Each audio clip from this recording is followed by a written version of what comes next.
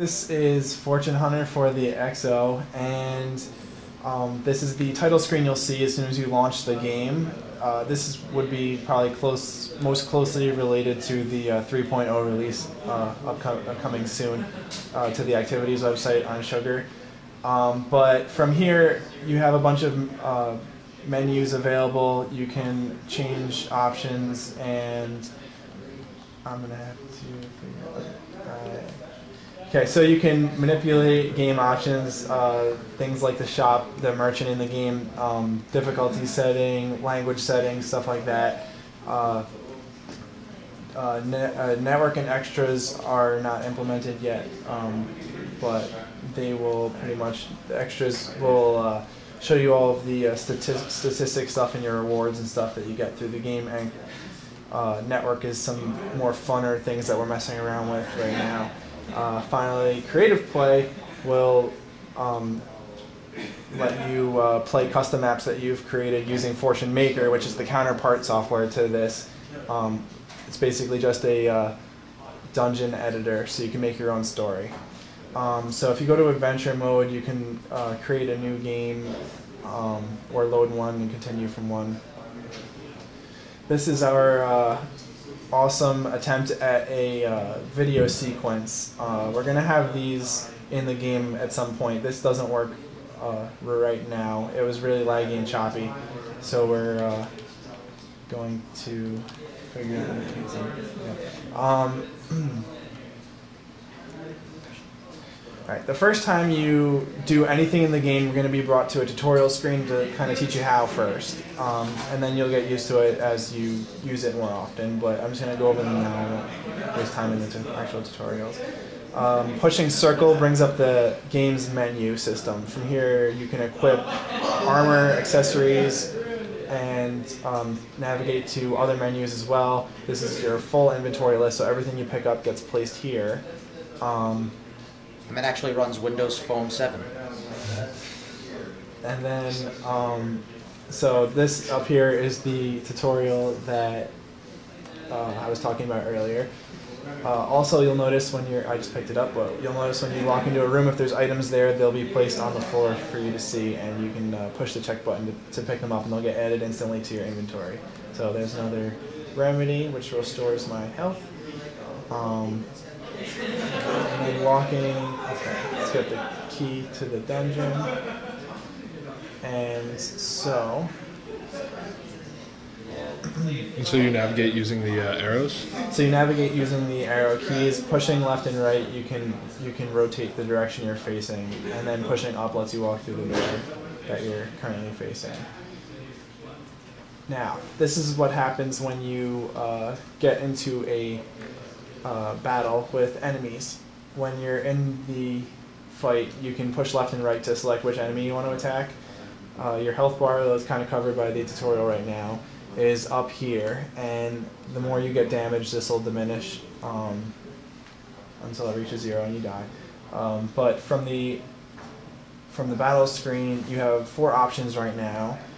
The first one that I'll mention is scan. This was replaced with items originally. So originally we had it so you can equip items and use them in battle, but we took that function away for now, and the scan lets you get detailed information about the enemy that you're fighting, such as its weaknesses, its HP and stuff, and that's all going to be logged in a bestiary, so you can go and study enemies in the game so you can figure out the best strategies to defeat them. And the reason for this is to kind of force the player, since we have each attack is a different mathematical concept, this forces the player to play complete specific math tasks, so we can kind of guide their education rather than just letting them do something they're comfortable with. So we'll force them to change it up. But attack is just a basic attack, and I killed them with it, but there's a chance for a critical hit, and if you do get that, then you will have to figure out some multiplication problems, and if you're successful, you get to deal extra damage. Special attack deals with addition of fractions.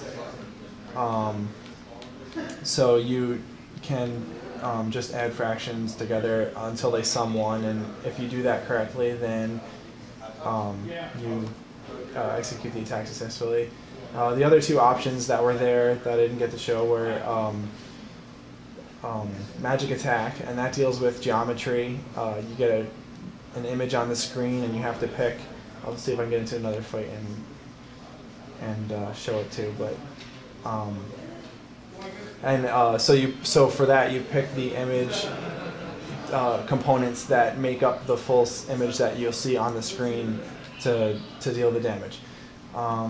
Okay, so this is our merchant. In the game, he'll be randomly placed on each level, and when you encounter him, you can buy and sell items. So you can sell things you picked up that you don't want anymore, things that maybe are only intended to sell to him so you could get more money. If you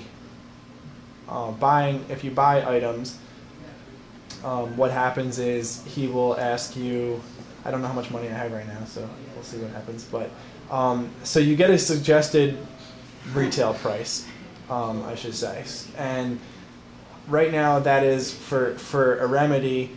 Each one is valued at 20 akal, which is the in-game money. And so the player then has to decide that how much they want to pay the merchant for this item, and he's going to accept or decline the offer based on what you want to give to him. So it's mainly to promote bartering skills as well as more inherent mathematical skills. The merchant has different difficulty settings, which I'll talk about in a second. But as you can see, I'm getting a couple of attacks. I'm doing them incorrectly. So instead of me attacking, the enemies are getting to attack me, and my health is diminishing. And this is the magic attack that I was talking about before with the geometry. You have to pick the 4 pieces of the picture to fill up the picture.